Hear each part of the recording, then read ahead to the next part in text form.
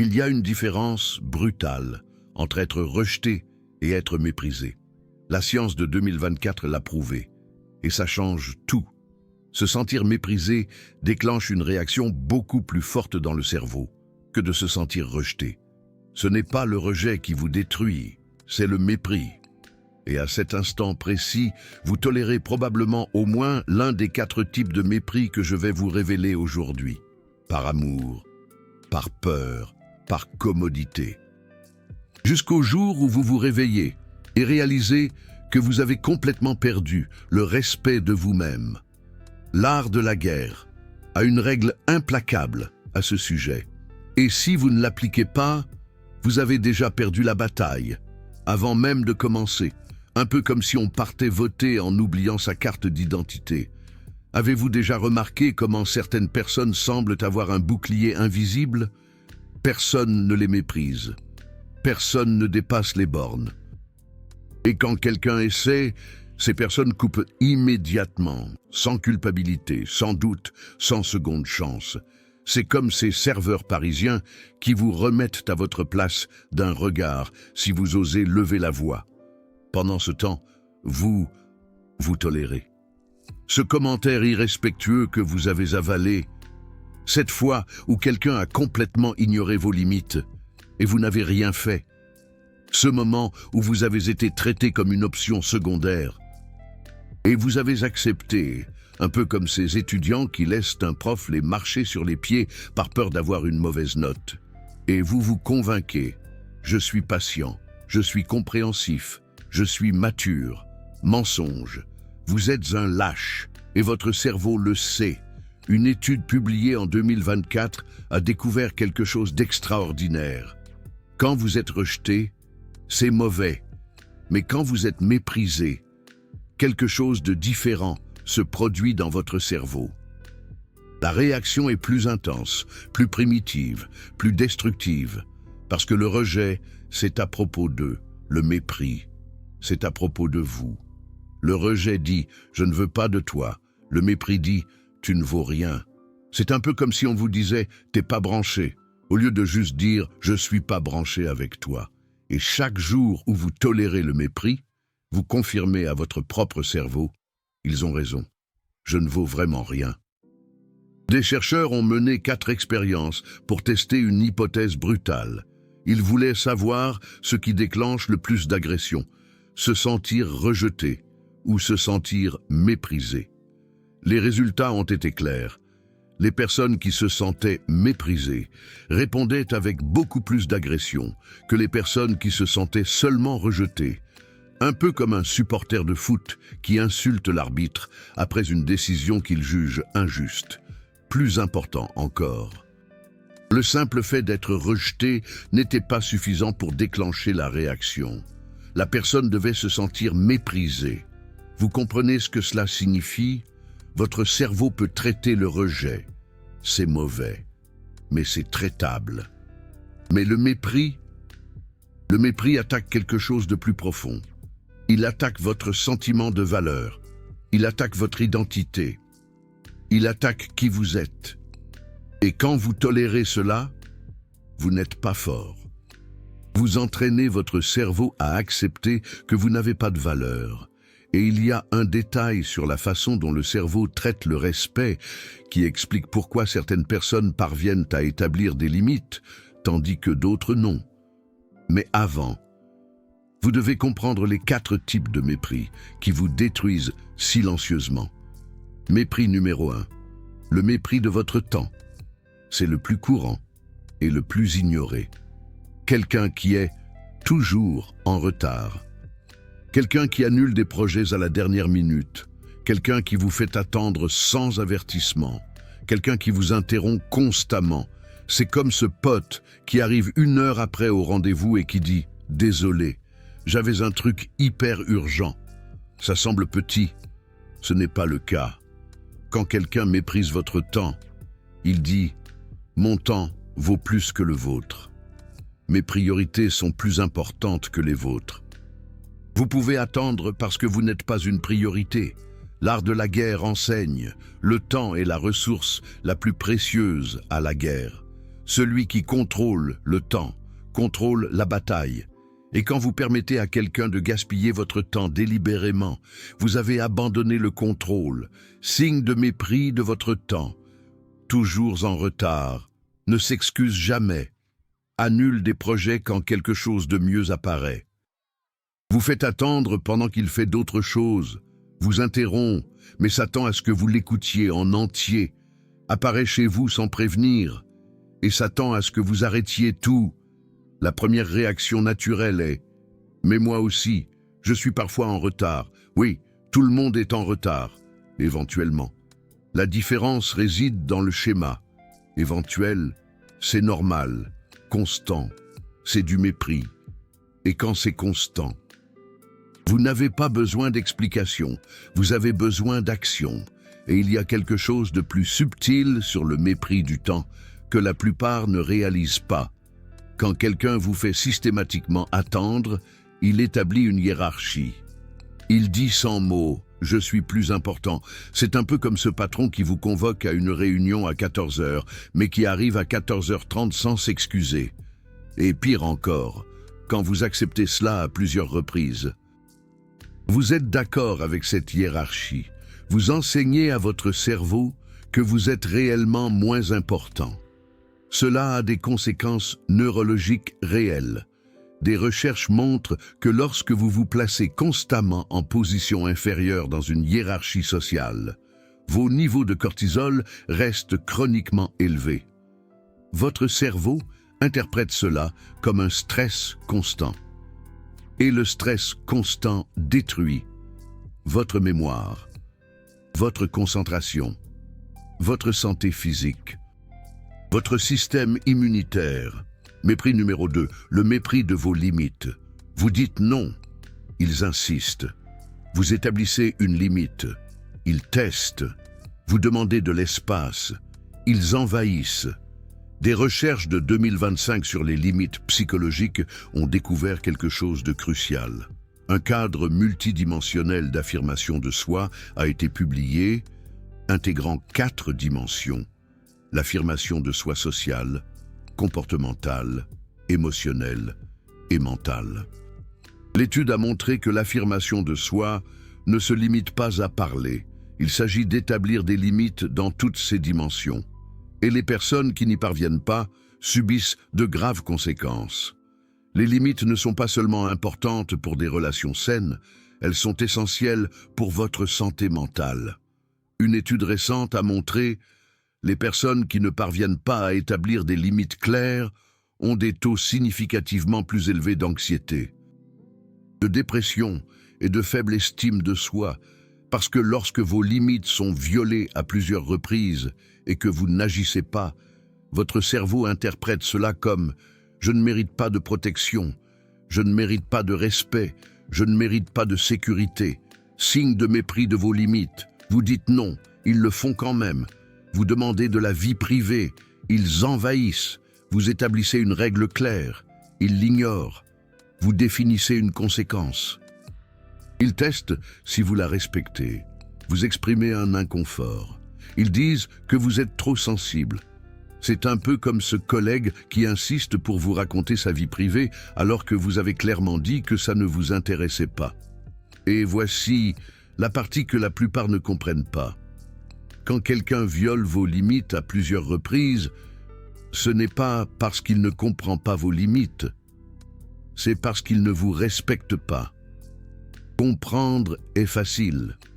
Respecter nécessite qu'il vous voie comme quelqu'un qui mérite le respect. Et si vous n'agissez pas lorsque vos limites sont violées, vous leur confirmez « Vous aviez raison de ne pas me respecter ». Et il y a quelque chose que les psychologues ont découvert sur les violations de limites en 2024. Ils ont mesuré les schémas d'activation cérébrale de personnes qui avaient leurs limites violées. Lorsque la limite est violée pour la première fois, il y a une forte activation dans le cortex préfrontal, la région du cerveau responsable de la détection des violations et de la planification des réponses. Mais lorsque la violation se produit à plusieurs reprises, sans conséquence, L'activation du cortex préfrontal diminue progressivement. Votre cerveau, littéralement, coupe le système d'alerte. Vous devenez insensible à la violation de vos propres limites. C'est un mécanisme de protection psychologique. Mais il a un coût brutal. Vous perdez la capacité de savoir quand vous êtes victime de mépris. Nicolas Machiavel a écrit quelque chose de terrible dans Le Prince. Il vaut mieux être craint qu'aimé, si on ne peut être les deux. Mais on craint ce qui a des conséquences. Si vos limites n'ont pas de conséquences réelles, ce ne sont pas des limites, ce sont des suggestions, et personne ne respecte les suggestions. Mépris numéro 3. Le mépris de votre parole et de votre opinion. Vous parlez, on vous interrompt. Vous partagez une idée. On la ridiculise. Vous exprimez un sentiment. On l'invalide. C'est le mépris le plus subtil et le plus destructeur, parce qu'il attaque directement votre capacité à exprimer qui vous êtes. Une étude de 2025 sur les relations toxiques a découvert quelque chose de choquant.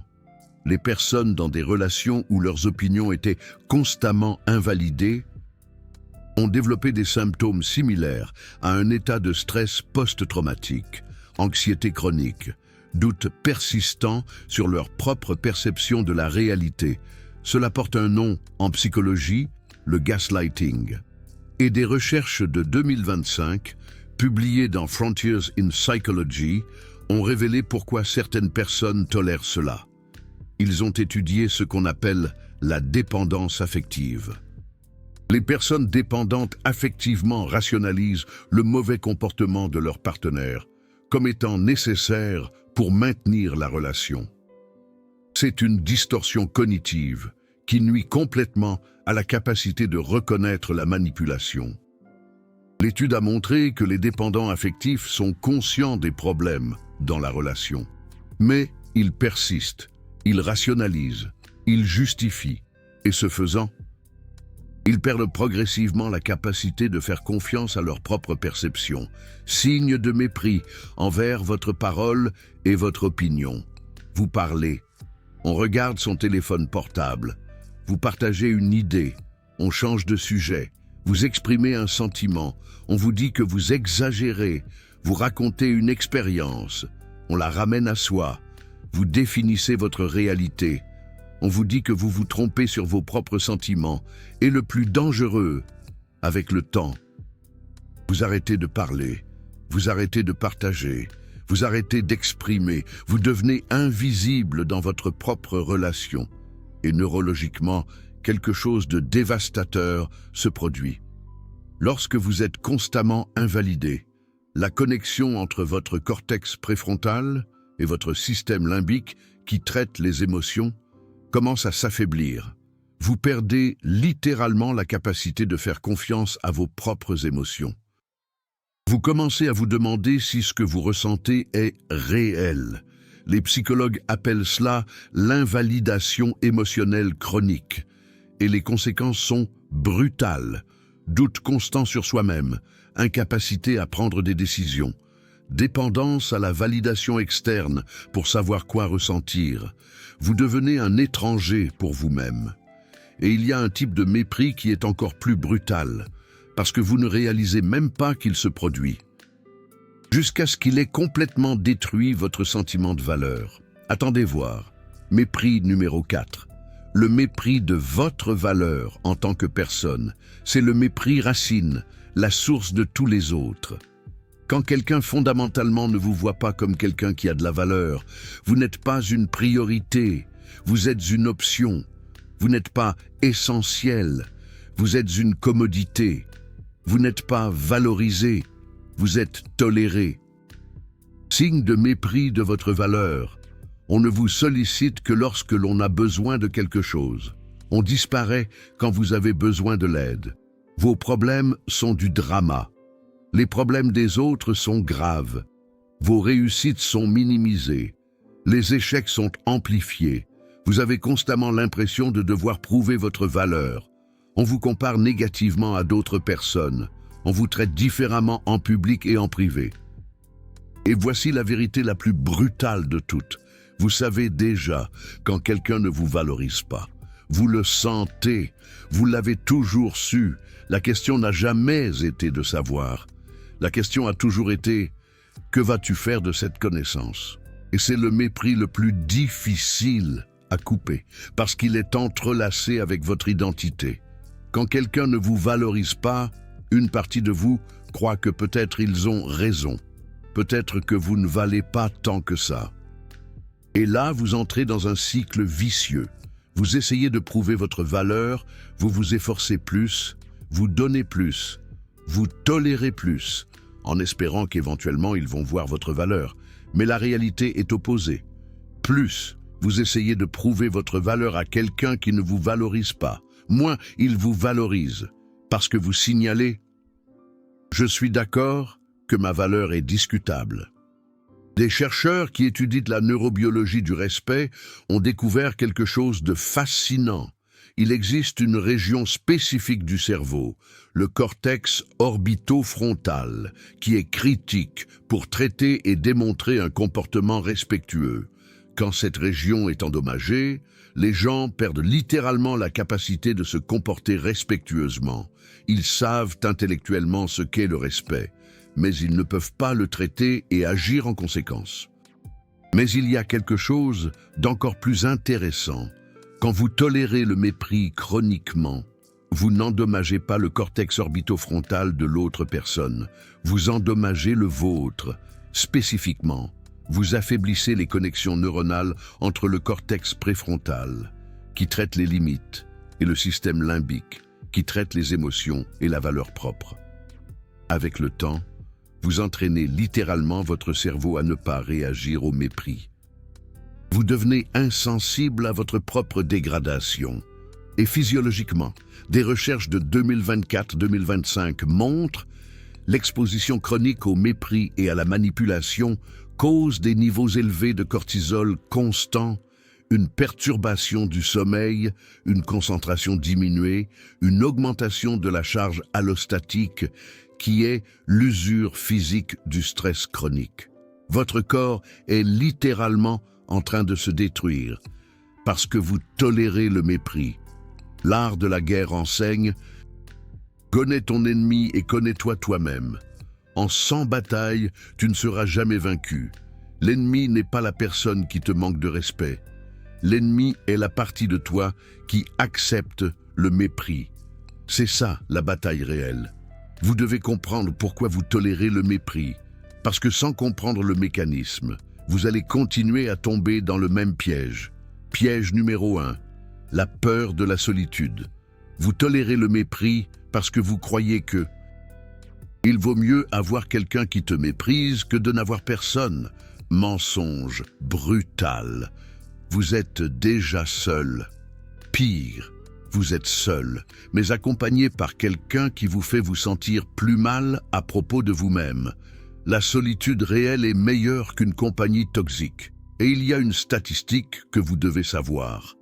Des études de 2024 sur la santé mentale ont montré quelque chose d'impressionnant. Les personnes dans des relations toxiques ont des taux de dépression et d'anxiété plus élevés que les personnes célibataires. Relisez ça. Être avec quelqu'un qui vous manque de respect est pire pour votre santé mentale qu'être seul. La solitude peut être temporaire. Le mépris chronique cause des dommages permanents. Piège numéro 2, l'investissement émotionnel.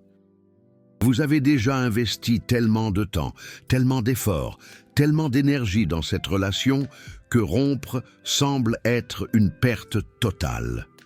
C'est l'erreur des coûts irrécupérables. Les économistes la connaissent bien. Ce n'est pas parce que vous avez investi que vous devez continuer à investir dans quelque chose qui ne fonctionne pas. Couper vos pertes est une stratégie intelligente, pas une faiblesse. Voyez les choses ainsi.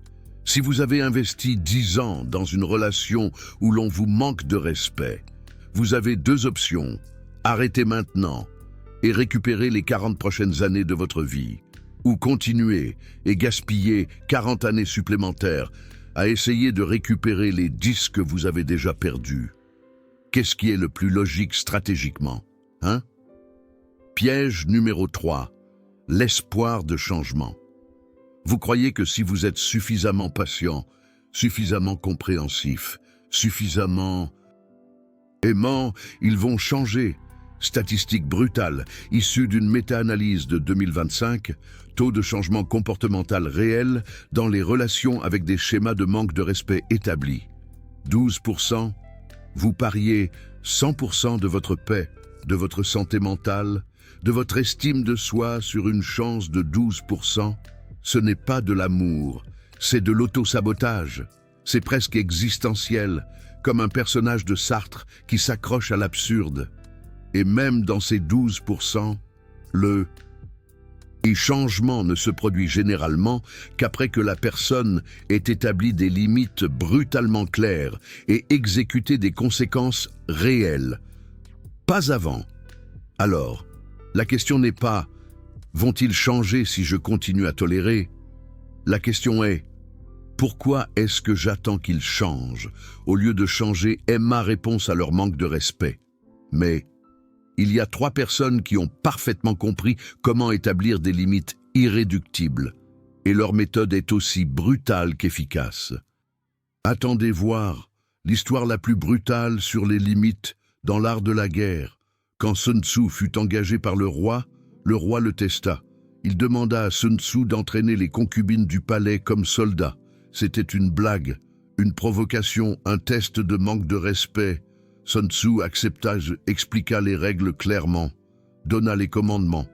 Les concubines rirent, n'obéirent pas, manquèrent de respect.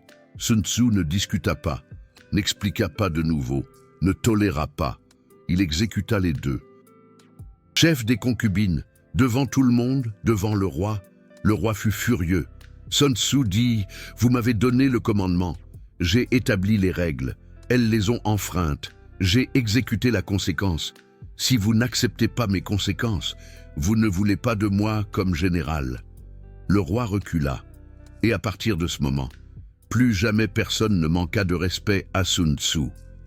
La leçon n'est pas d'exécuter des gens. La leçon est « établissez la règle, communiquez la conséquence, exécutez la conséquence sans hésitation, sans seconde chance, sans explication supplémentaire, sans négociation. » Margaret Thatcher, la dame de fer, avait une règle simple. Elle ne négociait pas sur les principes. Quand les syndicats britanniques essayèrent de manquer de respect à son autorité, elle ne céda pas. Quand les adversaires politiques essayèrent de l'intimider, elle ne recula pas. Quand même les alliés essayèrent de lui faire compromettre ses limites, elle coupa. Elle fut critiquée pour être dure, inflexible, froide, mais elle comprit quelque chose que la plupart ne comprennent pas. Quand vous négociez des principes, vous n'avez pas de principes. C'est comme diluer votre propre essence, comme un existentialiste qui renie sa liberté. Et sans principe, vous n'avez pas de limite, et sans limite, vous n'avez pas de respect. Thatcher dit une fois « Je ne suis pas une politique de consensus, je suis une politique de conviction. Si vous voulez du consensus, demandez à quelqu'un d'autre. Si vous voulez des résultats, établissez des normes et maintenez-les. » Steve Jobs était connu pour ne pas tolérer la médiocrité. Si quelqu'un livrait un travail médiocre, il ne l'acceptait pas. Peu importe qui, peu importe quand, peu importe les excuses. Il fut critiqué pour être dur, mais il comprit quelque chose de crucial. Quand vous tolérez la médiocrité, vous signalez que la médiocrité est acceptable. Et une fois que vous signalez cela, la médiocrité devient la norme. Il dit « Mon travail n'est pas d'être facile avec les gens. Mon travail est de les rendre meilleurs. » Traduction, mon travail n'est pas de tolérer le manque de respect envers la norme. Mon travail est de maintenir la norme, même quand ça fait mal. Et maintenant, la vérité que personne ne veut entendre, mais que vous devez comprendre. Quand vous tolérez le manque de respect, vous n'êtes pas patient. Vous êtes complice de votre propre destruction. Vous enseignez aux gens autour de vous Je n'ai pas de valeur, je ne mérite pas de respect, j'accepte les miettes. Et le pire, vous enseignez cela à vous-même. Chaque fois que vous avalez le manque de respect, votre cerveau enregistre, confirmé, je ne vaux vraiment rien. Et avec le temps, cela devient votre identité. Vous devenez la personne qui accepte le manque de respect. Et alors, vous attirez plus de manque de respect. Parce que les gens sentent qui acceptent et qui n'acceptent pas. Il ne s'agit pas d'être agressif. Il ne s'agit pas d'être cruel. Il ne s'agit pas de chercher la vengeance. Il s'agit d'établir une norme irréductible. Je mérite le respect. Et celui qui ne peut pas me donner cela n'a pas sa place dans ma vie. Regardez ce que vous venez de découvrir. Vous avez vu la science de 2024-2025 prouver que le manque de respect est plus destructeur que le rejet. Vous avez compris les 4 types de manque de respect qui détruisent silencieusement. Vous avez appris pourquoi tolérer le manque de respect endommage littéralement votre cerveau et votre corps. Ce n'est pas de l'auto-assistance motivationnelle, c'est de la neuroscience, de la psychologie, de la stratégie millénaire, de l'art de la guerre appliquée à la vie réelle. La plupart des chaînes parlent d'amour de soi de manière romantique. Je parle de limites de manière brutale, parce que la vérité brutale est plus utile que le mensonge réconfortant. Et produire ce type de contenu basé sur des recherches réelles, sans diluer le message, à un coup. Le bouton « Super Thanks » là en bas, c'est vous qui dites « Je veux plus de vérité sans filtre, je suis prêt à arrêter de tolérer le manque de respect ». Quand vous cliquez, vous financez un contenu qui va à contre-courant du « Soyez toujours patient, toujours compréhensif, toujours tolérant ». Non. Soyez stratégique, soyez respectueux, mais ne tolérez pas le manque de respect. Vous n'êtes pas qu'un spectateur, vous êtes quelqu'un qui apprend à établir des limites qui changent sa vie. Maintenant, la partie pratique. Comment établissez-vous vraiment des limites irréductibles? Le protocole en 3 étapes pour des limites irréductibles. Étape numéro 1. Identifiez le schéma. Ne réagissez pas à des incidents isolés. Identifiez les schémas. Quelqu'un qui vous a manqué de respect une fois peut avoir passé une mauvaise journée. Quelqu'un qui vous manque de respect constamment vous voit comme quelqu'un sans valeur. Demandez, est-ce arrivé une fois ou est-ce un schéma? Si c'est un schéma, passez à l'étape 2. Étape numéro 2. Communiquez. Clairement une seule fois. Ne donnez pas 10 chances. N'expliquez pas 1000 fois. Communiquez clairement une fois. Utilisez la formule. Quand vous faites X, je me sens Y. Ce n'est plus acceptable. Si cela se reproduit, ce sera la conséquence. Exemple, quand vous arrivez en retard sans prévenir, je me sens manquer de respect. Ce n'est plus acceptable. Si cela se reproduit, je pars, sans colère, sans drame, juste une clarté brutale. Étape numéro 3, exécuter la conséquence sans hésitation. C'est l'étape où 90% des gens échouent. Ils communiquent, certes, mais ils n'exécutent pas. Si vous avez dit « la prochaine fois, je m'en vais » et que la prochaine fois, vous restez, vous venez d'enseigner que vos paroles ne signifient rien, que vos limites sont négociables. Exécutez, toujours, sans exception, non pas parce que vous voulez punir, mais parce que vous devez enseigner, pour eux et pour vous-même, que vos limites sont réelles. Voici les 5 signes qui prouvent que votre protocole fonctionne. Premièrement, les gens arrêtent de tester vos limites. Ils comprennent que vous êtes sérieux et qu'il y a des conséquences. Deuxièmement, vous vous sentez plus respecté. L'atmosphère change autour de vous. Les gens prennent conscience de votre valeur. Troisièmement, les relations toxiques se dissolvent naturellement. Plus besoin de drama. Les énergies incompatibles s'éloignent d'elles-mêmes. Quatrièmement, les bonnes relations se fortifient. Le respect mutuel devient le ciment de liens encore plus solides. Cinquièmement, vous dormez mieux, littéralement, parce que votre taux de cortisol diminue. Le stress s'éloigne et laisse place à la sérénité. C'est le signe d'un équilibre retrouvé. Combinez ces 3 étapes dans les 30 prochains jours. Préparez-vous au changement. Jour 1 à 10, ça va être inconfortable. Les gens vont résister. Ils vont vous traiter de froid, de dur, de changer. Tant mieux, ça veut dire que ça fonctionne. Ils sont déstabilisés. Jour 11 à 20, les gens qui ne respectent pas vos limites vont sortir de votre vie. Laissez-les partir.